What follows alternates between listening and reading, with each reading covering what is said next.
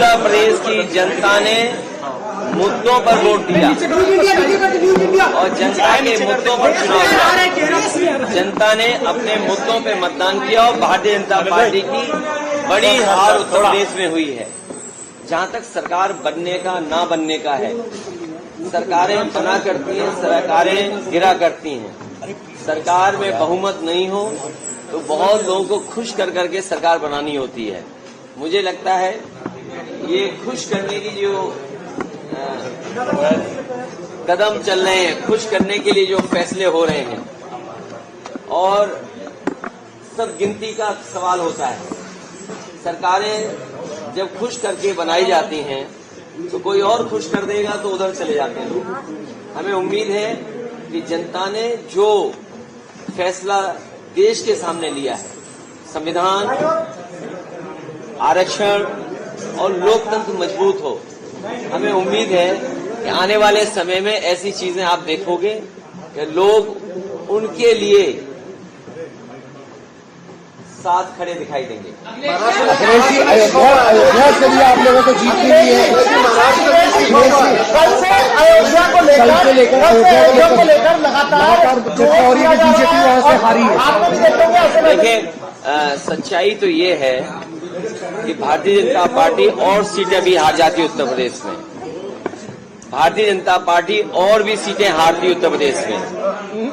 आप जब अयोध्या का नाम ले रहे हैं, अयोध्या की जनता का मैं धन्यवाद देता हूं।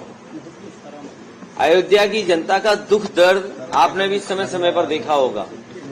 उन्हें जो उम्मीद थी वहां की जनता को, जिस तरह के सरकार का कामकाज था, लोगों को मुआवजा नहीं दिया सही जमीन का, लोगों के साथ अन्याय किया, आपने मार्केट की कीमत से जमीनें नहीं ली उनकी।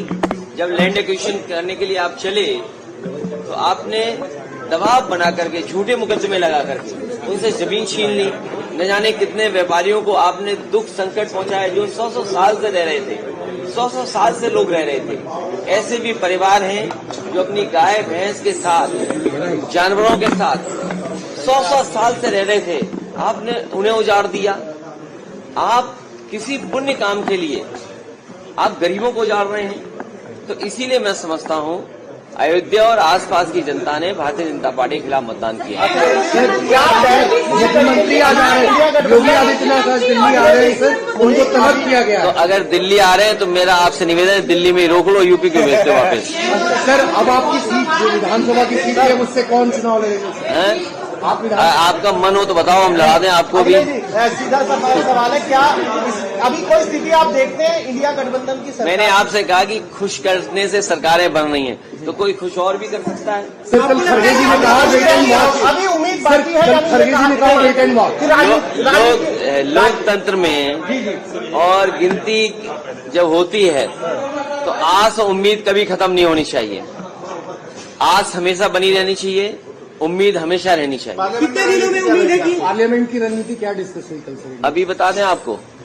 सर आप दिल्ली में हैं, अभी तक उत्तर प्रदेश में हार की जिम्मेदारी भारतीय जनता पार्टी में से किसी ने नहीं लिया। मैं एक बार फिर अपने मीडिया कर्मियों का धन्यवाद देता हूं, क्योंकि जो मैं लगातार कहता था कि मंत्रिमंडल बदल जाए, मीडिया मंडल बदल जाए, कुछ चीजें नहीं बदल पाई हैं। अखिलेश जी, जयंत जी से बातचीत करेंगे आप लोग अगर जरूरत पड़ी तो? नौकरी का सवाल पे क्या जयंत जी से मैं समझता हूं अग्निवीर व्यवस्था तुरंत खत्म होनी चाहिए। जयंत जी से बातचीत करेंगे। सरकार को स्वीकार करना चाहिए कि उनकी गलती है कि उन्हें अग्निवीर जैसी व्यवस्था नहीं लानी चाहिए। और न केवल अग्निवीर व्यवस्था खत्म होनी चाहिए, बल्कि बहुत से नौजवान जिनको रोजगार नहीं मिल पाया, फौज में जाना चाहते थे, उन्हें उम्र की छूट भी देनी चाहिए। अखिलेश जी एनडीए सरकार बनाने में लगी है और शपथ 8 तारीख को होने जा रही है। 7 तारीख को राष्ट्रपति ने समय ले लिया। तो अच्छी बात है, वो तो गिनती है, गिनती जिसके पास होगी राष्ट्रपति उसी को शपथ पे बुलाएंगे, फिर गिनती बदल जाएगी, फिर कोई और शपथ देगा। ये क्या बात हुई? ये तो शपथ चलती रहती है। 7 एकड़ भूमि में हरा भरा बना KIPM कॉलेज, जहां छात्रों के लिए हॉस्टल, साफ सुथरा कैंटीन और छात्रों को आने जाने के लिए बस की सुविधा उपलब्ध है। Admissions open for BTech, B Pharma, M Pharma, PhD, MBA, BBA, BCA, BCom and Polytechnic.